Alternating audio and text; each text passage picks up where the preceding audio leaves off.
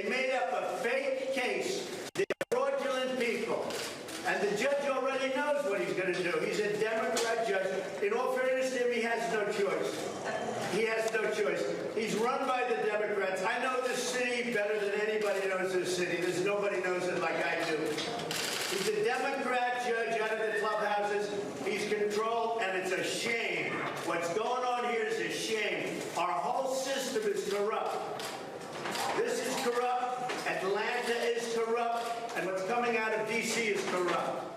So immediately after arriving at a New York courthouse for day 3 of his fraud trial, Trump launched that unhinged attack that you just heard against Judge Engoron, claiming that he's a Democrat-controlled judge and that the whole case is rigged. Immediately after that, he began to attack New York Attorney General Letitia James, implying that she's somehow ruining the whole state of New York by herself. So just yesterday, Judge Engoron placed a partial gag order on Trump because he attacked some random and innocent clerk on Truth Social. So I guess Trump's response to that was to come in swinging this morning against the judge and the New York Attorney General. I mean, Trump is honestly becoming a caricature of himself at this point. During that video, he literally said, "I know this city better than anybody who knows this city." And he continued his pattern of claiming that everything that goes against him is rigged. He said the 2012 election was rigged after Obama won. He claimed the 2016 GOP primary was rigged after he lost. He claimed the 2016 election was rigged after he won. He said there were 3 million illegal voters. Not to mention 2020, I won't even get into that. And now he's claiming that all of the court cases against him are rigged. If you beat Trump in a game of poker, he would start to accuse you of rigging the game. Like Trump was the kid in gym class who would get really pissed off after losing some lighthearted game of dodgeball. Alright, so moving on, here's another absurd clip from Trump just a few minutes later where he's trying to explain why he's innocent,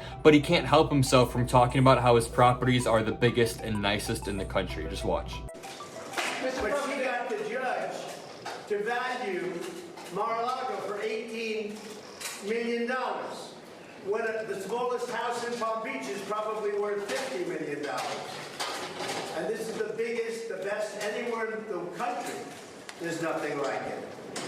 So they put it down at $18 million, and they said, I overvalued it because we had it valued at a much lower number than it's worth. And by the way, my financial documents are valued much less than my actual value, which nobody even knows. But the financial documents that I gave to the bank are much less than my actual net worth. So therefore, I gave them to the bank. There can't be a fraud because I gave them lower numbers.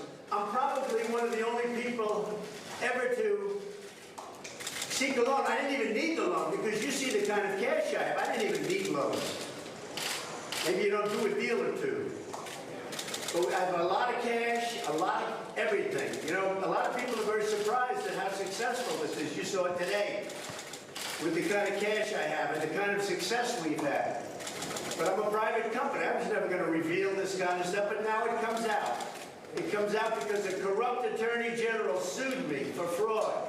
Imagine being so insecure that your whole life is just you perpetually selling yourself to other people about how you have the nicest or you have the biggest or the best that anyone's ever seen. So that clip was unbearable, but now I have a pretty awesome clip of New York Attorney General James saying that the Donald Trump show is over. She put her foot down. Just watch this clip.